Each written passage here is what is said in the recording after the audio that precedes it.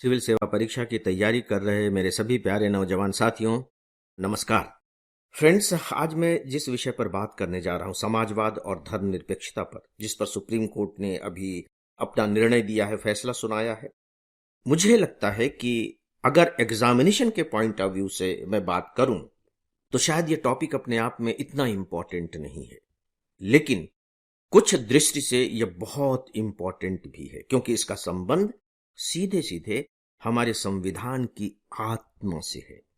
तो आज मैं इसी विषय पर आप सबसे कुछ बातें करने जा रहा हूं कि समाजवाद और धर्मनिरपेक्षता पर सुप्रीम कोर्ट ने अभी क्या डिसीजन दिया है। पहली बात जो मैं आप सब से पूछ रहा हूं और वो ये कि क्या पॉलिटिकल साइंस के तहत कॉन्स्टिट्यूशन की तैयारी आपकी हो गई है, और यदि कॉन्स्टिट्यूशन की तैयारी आपकी हो गई है तो समाजवाद और धर्मनिरपेक्षता, जिसके लिए संविधान के प्रियम्बल में पंथ निरपेक्षता शब्द का उपयोग किया गया है, लेकिन अब यह धर्मनिरपेक्षता के रूप में ही उपयोग में लाया जा रहा है, तो चलिए सुविधा के लिए हम भी यहां धर्मनिरपेक्षता ही से कह लेते हैं। क्या आपको ये जो दोनों शब्द हैं हमारे संविधान से जुड़े हुए, तो संविधान में ये कैसे आए, कब आए, क्यों नहीं आए, क्या इसका कोई इतिहास ज्ञात है आपको? और अगर आपको मालूम नहीं है तो मुझे लगता है कि अपनी तैयारी के बारे में फिर से विचार करना चाहिए। यानी कि आपकी तैयारी का जो पैटर्न है वो उस पैटर्न पर नहीं है जो सिविल सर्विस एग्जामिनेशन के प्रिपरेशन की रिक्वायरमेंट है। तो ये आपके लिए एक तथ्य है कि कैसे आप अपना मूल्यांकन करेंगे। दोस्तों, समाजवाद और धर्मनिरपेक्षता ये जो शामिल किए गए थे हमारे संविधान में, वो आरंभ से ही नहीं है। जब हमारा संविधान बना उस समय इन दोनों शब्दों को इसमें शामिल नहीं किया गया था। और मैं आपको एक तथ्य बताना चाहूंगा कि जब समाजवाद शब्द के बारे में संविधान सभा में बहस हो रही थी तो उसमें डॉक्टर अंबेडकर ने साफ तौर पर यह बात कही थी कि नहीं, हमें समाजवाद शब्द को शामिल नहीं करना चाहिए, क्योंकि ऐसा करके हम आने वाली पीढ़ी का जो इकोनॉमिक मॉडल होगा उसे प्रतिबंधित कर देंगे, तो आने वाली जनरेशन पर छोड़ दीजिए। इसका मतलब यह हुआ कि समाजवाद शब्द उस समय पूरी तरह से अर्थव्यवस्था से जुड़ा हुआ एक शब्द था, और यही सच भी है। बाद में 1976 में इन दोनों शब्दों को संविधान संशोधन 42वें संविधान संशोधन के जरिए शामिल किया गया है। याद कीजिए 1976, और आपको मालूम है कि 1975 में हमारे देश में आपातकाल लगा दिया गया था। काफी बाद में, केवल कुछ सालों पहले, कुछ वकीलों ने सुप्रीम कोर्ट में एक याचिका दायर की और उसमें उन्होंने दो सबसे महत्वपूर्ण तथ्य दिए। पहला तथ्य तो यह है कि जो हमारा प्रियम्बल है, जिसका अनुवाद है उद्देशिका, याद रखिए बोलचाल में हम प्रस्तावना कहते हैं, लेकिन वो प्रस्तावना नहीं है, उसका जो अनुवाद किया गया है वह है उद्देशिका। यानी कि हम ये जो संविधान बना रहे हैं उसका उद्देश्य क्या है, उस उद्देशिका में बदलाव किए गए और इन दो शब्दों को शामिल किया गया, समाजवाद और धर्मनिरपेक्षता। तो तर्क ये दिया गया कि नहीं, प्रियम्बल में संशोधन किया ही नहीं जा सकता है। दूसरा तर्क ये था कि जिस समय प्रियम्बल में यह संशोधन किया गया वह जो पीरियड था वो लोकसभा का एक्सटेंडेड पीरियड था। तो जो एक्सटेंडेड पीरियड वाली लोकसभा है उसे इसका संवैधानिक अधिकार नहीं है कि वो संविधान में इतना बड़ा परिवर्तन कर सके। इन दो बिंदुओं के आधार पर सुप्रीम कोर्ट में याचिका दायर की गई थी। सुप्रीम कोर्ट ने जो भी हो सुनवाई की और उसने अपना निर्णय दे दिया है। सुप्रीम कोर्ट ने जो अपना निर्णय दिया है उसके 2-3 बहुत ही महत्वपूर्ण पॉइंट्स हैं जो आपके दिमाग में दर्ज हो जाने चाहिए। पहली बात, समाजवाद के बारे में। देखिए, जब हम समाजवाद कहते हैं तो डेफिनेटली वो एक तरह का इकोनॉमिक मॉडल बन जाता है। पूंजीवाद अर्थव्यवस्था का एक मॉडल है। साम्यवाद वो भी अर्थव्यवस्था का एक मॉडल है, जिसे हम कम्युनिज्म कहते हैं। रशिया में, चाइना में कम्युनिज्म था, अमेरिका में पूंजीवादी व्यवस्था थी। भारत ने समाजवाद को अपनाया, तो डेफिनेटली यह भी एक प्रकार का इकोनॉमिक मॉडल ही था। और आपको शायद ध्यान होगा कि 1955 में हमने बाकायदे मिश्रित अर्थव्यवस्था को अपने यहां लागू किया, मिक्स्ड इकोनॉमी। मिक्स्ड इकोनॉमी का मतलब है कि एक ऐसी व्यवस्था जिसमें प्राइवेट सेक्टर भी होगा और पब्लिक सेक्टर भी होगा, यानी कि सरकार और निजी क्षेत्र के लोग मिलकर देश की अर्थव्यवस्था को आगे बढ़ाएंगे, विकसित करेंगे। तो ये मिक्स्ड हुआ। पूंजीवादी व्यवस्था में क्या होता है कि अर्थव्यवस्था पर पूरा नियंत्रण, आप कह सकते हैं सो कॉल्ड कंट्रोल, निजी लोगों का होता है। सरकार उसे रेगुलेट करती है, लेकिन अर्थव्यवस्था निजी लोगों के हाथ में होती है, मतलब private property is allowed. Communism में क्या होता है कि पूरी अर्थव्यवस्था सरकार के हाथ में होती है और वहां प्राइवेट प्रॉपर्टी की अनुमति नहीं होती, जितनी भी प्रॉपर्टी वो सरकार की होगी। समाजवाद में देखिए ये दोनों व्यवस्थाएं होती हैं, पब्लिक सेक्टर यानी कि सरकार और प्राइवेट सेक्टर यानी कि निजी क्षेत्र के लोग।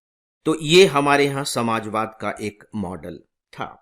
तो अगर हमने 1955 में मिश्रित अर्थव्यवस्था को अपना लिया था तो इसका मतलब यह हुआ कि भले हमारे संविधान की उद्देशिका में समाजवाद शब्द का प्रयोग नहीं किया गया है, लेकिन कहीं न कहीं हम उसे अपना रहे हैं, उसी दिशा में आगे बढ़ रहे हैं। राइट? सुप्रीम कोर्ट ने भी अपने डिसीजन में इन बातों को रखा है। इसका मतलब यह हुआ कि अगर समाजवादी शब्द का इस्तेमाल किया गया है तो उससे संविधान की आत्मा में कहीं कोई परिवर्तन नहीं होता है, क्योंकि बाकी जो दूसरे प्रोविजंस किए गए हैं वो दूसरे प्रोविजंस भी कहीं न कहीं समाजवादी व्यवस्था के अनुकूल हैं और साथ ही साथ धर्मनिरपेक्ष व्यवस्था के भी अनुकूल है, भले ही इन शब्दों का प्रयोग उद्देशिका में न किया गया हो। और इसके लिए सुप्रीम कोर्ट ने बाकायदे कुछ तथ्य भी हमारे सामने रखे हैं। सुप्रीम कोर्ट ने साफ तौर पर कहा कि नो डाउट कि 1949 में जब संविधान को अपनाया गया उस समय धर्मनिरपेक्ष शब्द को वस्तुनिष्ठ रूप से परिभाषित नहीं किया गया कि इनफैक्ट धर्मनिरपेक्ष है क्या, परिभाषित नहीं किया गया।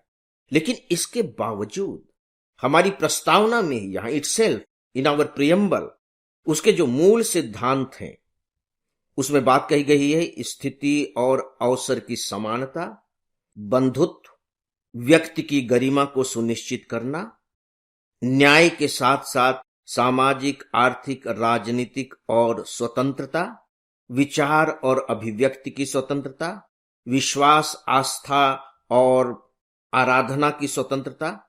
ये सब क्या है? इसमें से कुछ मौलिक अधिकार के तहत है, कुछ सीधे सीधे प्रियम्बल में है।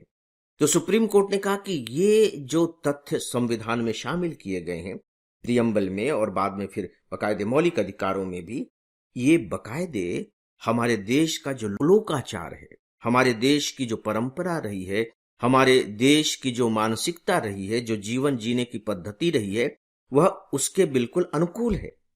तो ऐसी स्थिति में जरूरी नहीं है कि उन शब्दों का इस्तेमाल ही किया जाए। और बाकायदे सुप्रीम कोर्ट ने यह कहा कि धर्मनिरपेक्षता का जो सार है वो संविधान के अनुच्छेद 14, 15 और 16 के अंतर्गत जो मौलिक अधिकार उपलब्ध कराए गए हैं उनमें आसानी के साथ देखा जा सकता है। उनमें साफ तौर पर कहा गया है कि धार्मिक आधार पर किसी भी नागरिक के साथ किसी तरह का कोई भी भेदभाव नहीं किया जाएगा, बल्कि सच बात यह है किसी भी तरह के भेदभाव को प्रतिबंधित किया गया है।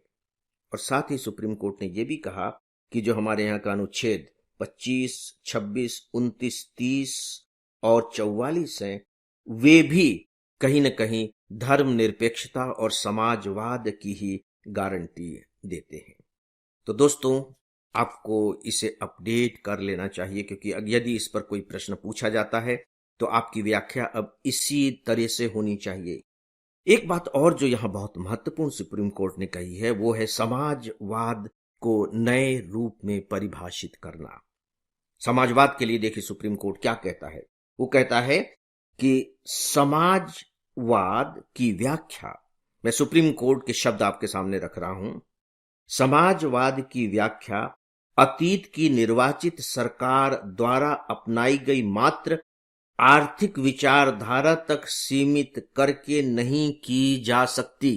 यानी कि यदि हम समाजवाद की आज व्याख्या करना चाहते हैं तो केवल आर्थिक आधार पर उसकी व्याख्या नहीं की जा सकती है, वो दौर खत्म हो चुका है।